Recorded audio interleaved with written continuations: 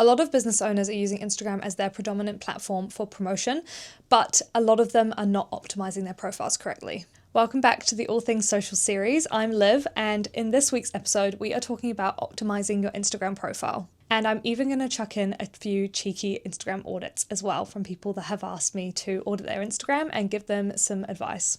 So let's start by talking about how you're going to optimize your Instagram profile. I'm going to go through my Instagram profile as an example and talk you through the most important aspects when it comes to optimization and making sure that your Instagram is working well for your business. So I'm actually going to look at my phone while I'm doing this, while I'm talking to you, and I'll put a picture or a screen recording on the screen so that we can both look at it together. So let's get into it. So let's start with the name of your Instagram.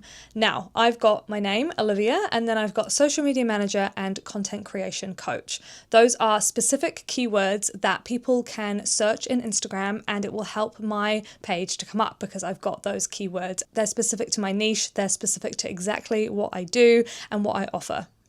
So that's what you want to make sure is in your Instagram name. You want to make sure that it's speaking directly to your business and what you do. Keep it simple. Don't overthink it. I personally, as a service provider, have my first name because when I am direct messaging people, people tend to think that my name is Leela because of my business name. So I like to put Olivia at the top because that is my name.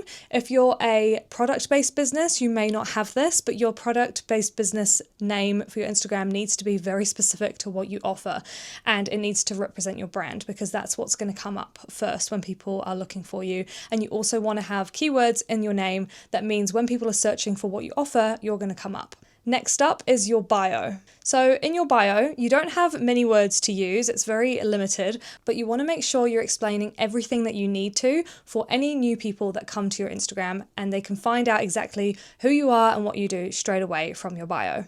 Again, you don't need to overthink it. A lot of people put so much information in their Instagram bios and it makes it way too long that people have to click here to see more. You don't want people to do that. So try and keep it as short as possible with still providing the value and the information that you need to.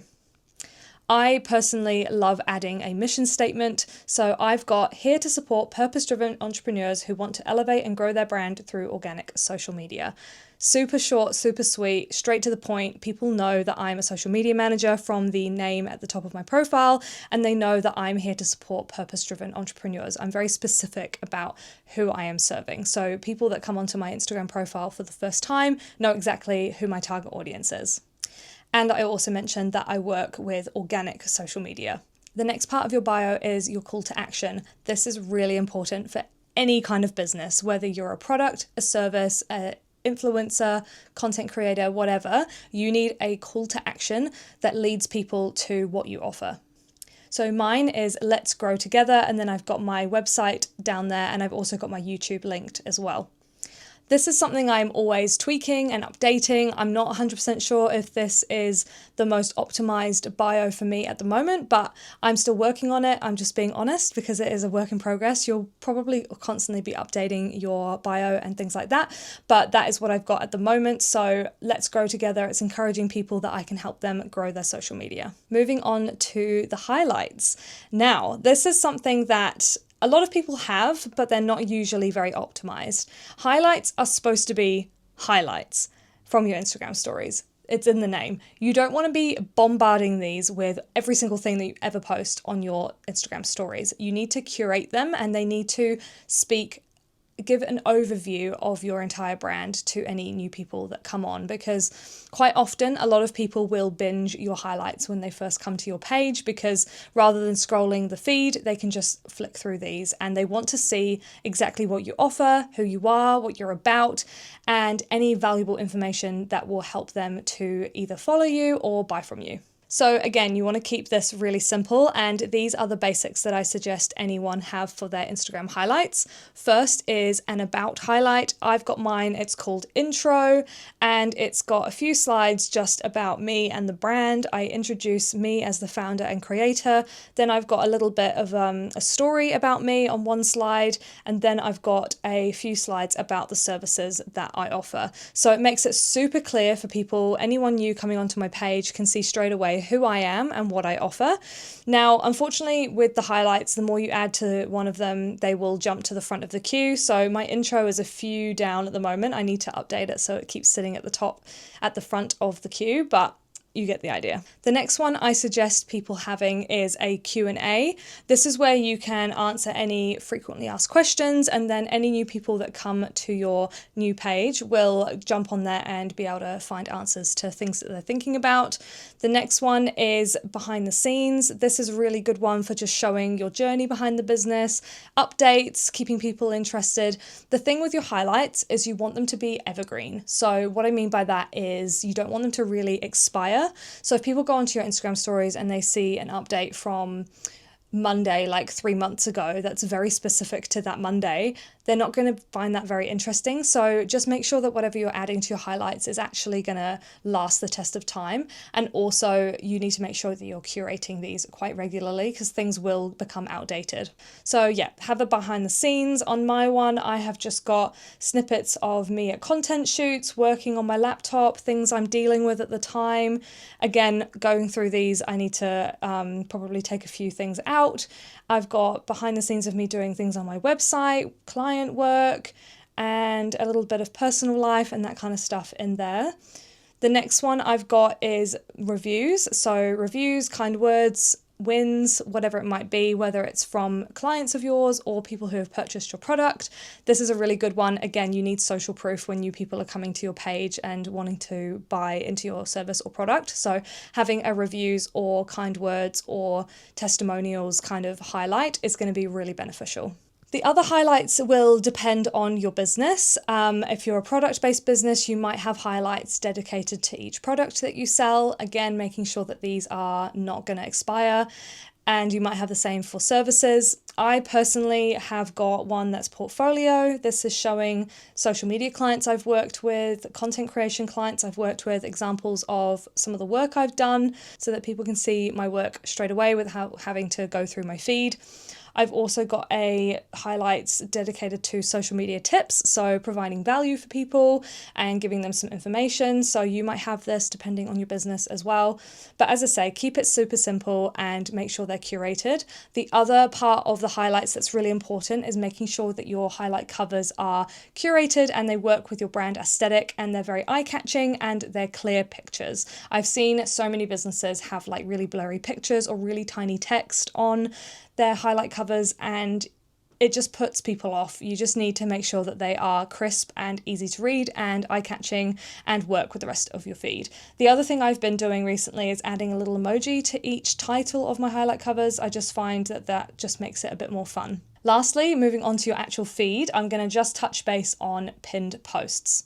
Again, when you have new people come to your feed, you want to make sure that you're introducing them to you and your brand straight away as soon as they jump onto your feed. So pinned posts are really, really important. So I've got 2 posts that are kind of about me.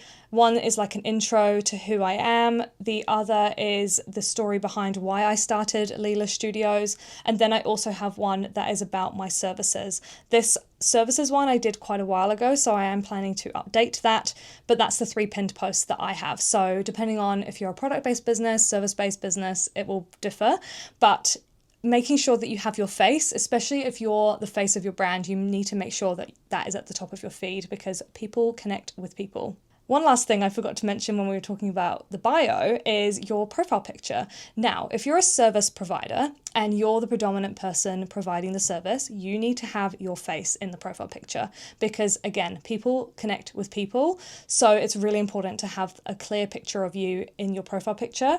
If you're a product-based business, you might want your logo. It really depends on what you do and what you sell because obviously you want people to connect with your brand and recognize your brand in their feed. So it might be different for a product-based business, but service-based businesses and entrepreneurs and content creators, coaches, whatever, you need to make sure you have your face.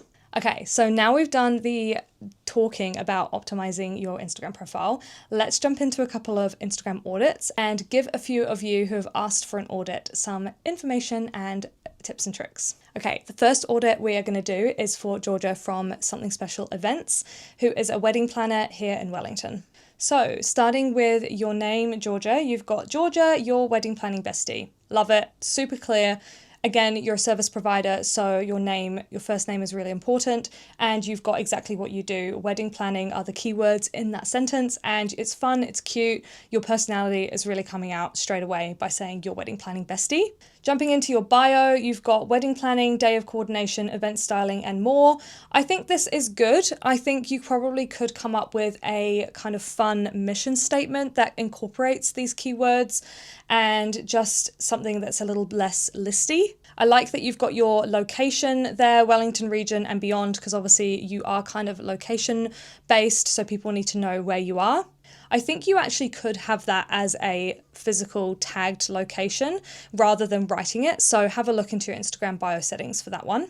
I can see, because you don't have a website or anything, you've got your TikTok linked and the Wild Hearts vendor page linked as well, which you're featured on. That's really good. I think you've got send me a DM or email and then your actual email address. Since you have a business account, your email is already there with the email button, so you could actually take your email address out of your bio, so you've got a bit more room to write some other things. And send me a DM or email could be something like get planning your dream day with me, and then like a pointing finger down or something like that, or flick me a DM to start planning your special day, or something along those lines could be quite fun and quite cute.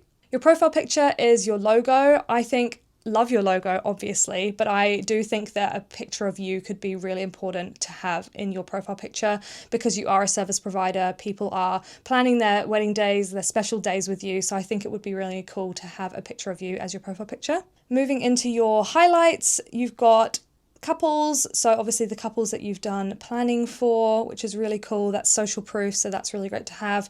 Stationery, which obviously is one of your big offerings, so that's really good to have a portfolio there. Styling, hire, and wedding fairs, so showing the wedding fairs that you've done in the past. That's really cool. Styling and hire, that's really good. What you're missing is an about highlight, so about you, about the business, and maybe like a quick few slides about the services that you offer or the different packages that you have could be really good. And then lastly, your feed is looking beautiful. It's very cohesive. You've definitely got your brand colors down, and I really love that you're doing these kind of tips and tricks posts with the wedding song checklists and wedding stationery and signage checklists. So that kind of stuff is really cool. That could actually work really well as a highlight as well. And you've got your pin posts, you've got your packages. That's really awesome. And you've got a pinned post, which is a picture of you, which has about day of coordination. I think you should have a pinned post that's actually about you, like an introduction, just to give people a brief overview of who you are. But overall, love, love, love. The next one we've got is CM Pottery. At first glance at your profile, I would say that your Instagram name needs to be more optimized. You've got CM Pottery / Cassie / ceramic maker. It doesn't read that well, and I think it's a little bit cluttered. So I would start with Cassie, your name, and then have at home clay kits for the aspiring ceramicist, or something fun that's like about your clay kits, because that is what you offer, and you want to have the word clay kit in your name. That's how people will find you if they're searching for that. And then in your bio, you've got the clay kit, DIY air dry clay kits, beginner friendly pottery at home. I think you could definitely do something more fun here and have a really cool mission statement that is about how you want to inspire people to make their own pottery at home, and something about being creative and working with your hands could be quite cool. So definitely have a think about that. And then you are missing a call to action. So you definitely need to have something that leads people to your Linktree link. So I would say something like get creative with me and a finger pointing down, or grab your at-home pottery clay kit here, or something along those lines. Your Instagram profile picture is really cool. You've got a plain background and a picture of you that is really clear, and it's a picture of you doing some pottery, so it's really relevant. I really like that. And then your highlights, what have we got? We've got clay kit ideas, the clay kit, tagged, workshop, stockist, travel, something. The dot's cutting off. Oh, travel cups, and Pinterest, collabs, collections, behind the scenes. Okay, you've got quite a lot of highlights here, which isn't a bad thing, but just making sure that they're all really curated and making sure that then nothing in there is expired or going to expire.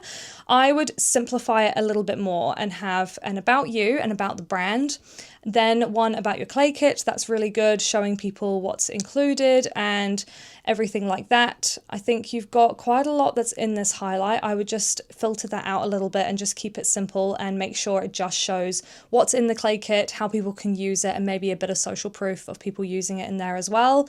You've got tagged, which is obviously people tagging you in their things. I think you could call this something like community or like something about the people that are using your kits rather than just tagged.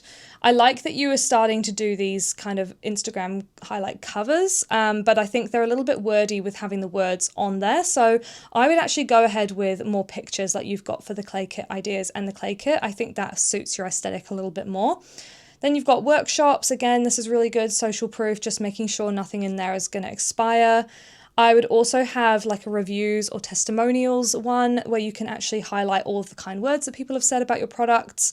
And yeah, just clean it up a little bit. You've got a behind the scenes one here, which is right at the end, which tells me it hasn't been updated. Yeah, 2020, 2021. So clean that up and maybe you can start doing that a little bit more. Overall, I really like your feed. You're definitely showing up a lot. You're showing your face, which is really good. I would make sure that your pinned post is a picture of you and introducing you and the brand, and maybe a pinned post exactly about your clay kits. Oh, you've got one there. Sorry, I didn't see that. How do these clay kits work? Perfect. That is really good.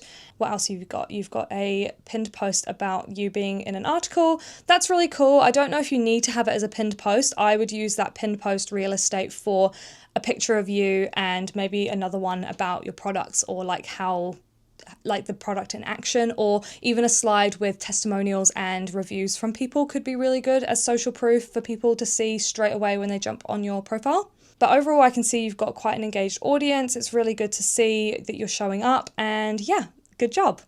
Okay, I'm going to leave it there for this episode, but if you want to see more Instagram audits and you want some help with your Instagram, let me know. I do actually have an Instagram audit and strategy bundle that you can purchase, and we can work together one-on-one on your Instagram. I'll give you a 10-page plus audit strategy PDF and a social media strategy PDF as well. So if you're interested in that, flick me a message, leave a comment, or head to my website, and otherwise I will see you in the next episode of All Things Social.